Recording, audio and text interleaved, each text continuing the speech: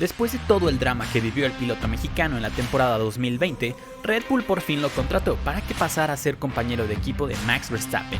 Y es que después de que sus dos últimos pilotos no cumplieran con los objetivos que se les pedía, el equipo de la bebida energética tuvo que mirar fuera de su academia de pilotos para encontrar una posible solución.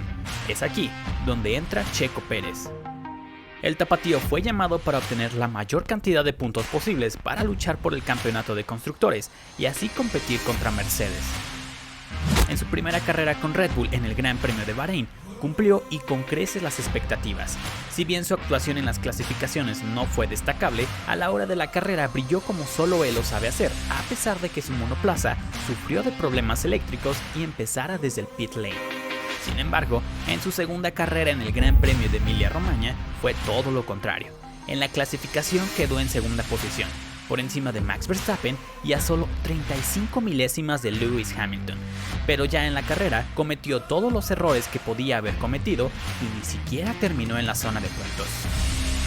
Entonces, ¿es cierto que el Red Bull es tan difícil de conducir? ¿O simplemente Checo no está dando la talla? Pues aquí analizaremos su forma de pilotar el RB16B y lo compararemos con su pilotaje en Racing Point con el RP20 de la temporada anterior. Así lograremos ver las diferencias entre ambos coches y cómo es que Checo Pérez se está adaptando. Primero empezaremos por analizar su desempeño a una vuelta rápida en las clasificaciones. Por un lado, tenemos a Checo pilotando el RP20 en el Gran Premio de Emilia-Romagna del 2020 y del otro tenemos lo que ha sido su mejor clasificación en toda su carrera. También en el mismo circuito, pero ahora con el Red Bull de 2021. Desde el inicio, ya podemos ver una gran diferencia, y es que podría parecer que el RP20 es más rápido en las rectas, sin embargo esto no es así. Lo que sucede aquí es que Checo frena antes en el Red Bull que en el Racing Point.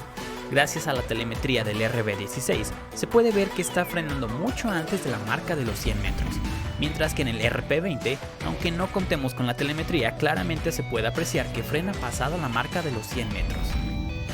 Pero esto tiene una razón de ser, y es por el mero comportamiento del Red Bull, ya que se aprecia que incluso antes de empezar a girar a la izquierda, Sergio tiene que hacer una serie de microcorrecciones, mientras que con el Racing Point no sucede esto, lo que nos confirma que en efecto, el Red Bull tiende a padecer de un comportamiento más nervioso. Lo mismo pasa en las curvas 5 y 6. Vemos que frena un poco más tarde con el Racing Point, mientras que con el Red Bull continúa con las microcorrecciones. Aún así, vemos que a bordo del RB16B ya le está sacando una ligera ventaja al RP20. Esto es debido a que Checo está usando una trazada ligeramente distinta.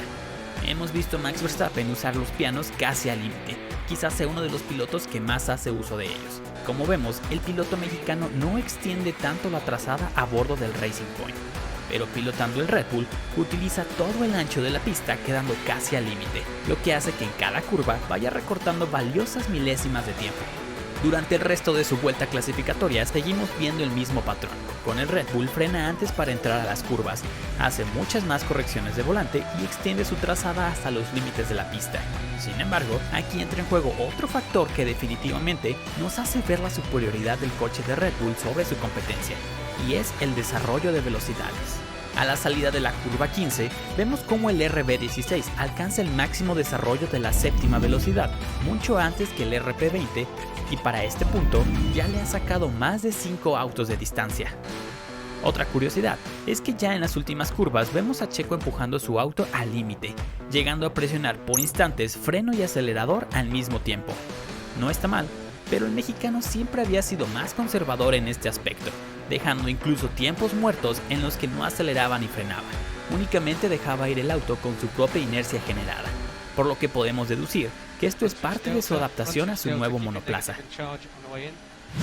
Ahora analicemos una vuelta del Gran Premio de Bahrein, de igual forma, tanto a bordo del Racing Point como del Red Bull. Al igual que en la clasificación, vemos que también en carrera Checo pelea un poco más con el monoplaza de Red Bull que con su antiguo RP20. Sin embargo, algo que es aún más notorio es cómo trata de ensanchar la pista tanto como sea posible. Justo en esta parte se observa que con el RP20 mantiene la rueda delantera sobre el piano, pero con el RB16 prácticamente coloca el coche sobre él, dejando únicamente las ruedas del lado derecho sobre la pista. A la salida de la curva también ocurre lo mismo. Se aprecia que la rueda delantera derecha está justo sobre la línea blanca que delimita el trazado, y aunque con el RP20 también se extiende, no es tan marcado como con el Red Bull. Si dejamos correr el video, notamos el mismo patrón, ensancha la trazada y hay más correcciones de volante.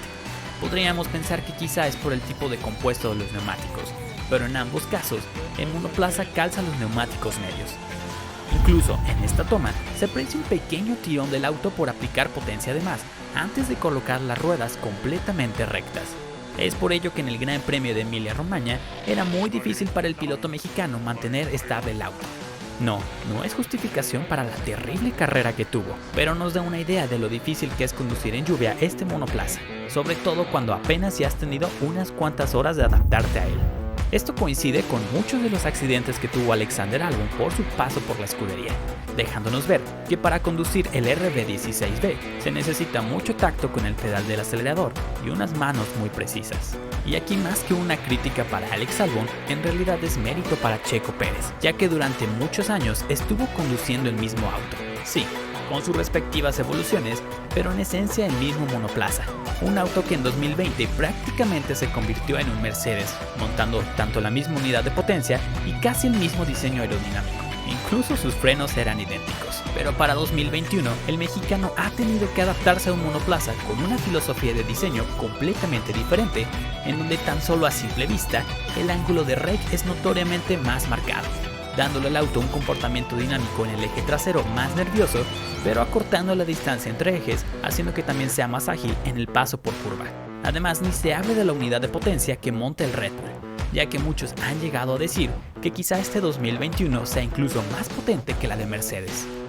Hablando de la unidad de potencia, Red Bull, obviamente con tan poca experiencia a bordo de él, escuchamos cómo su ingeniero Hugh Bird constantemente le da indicaciones sobre los modos de manejo del monoplaza, Mode 6, Mode 6.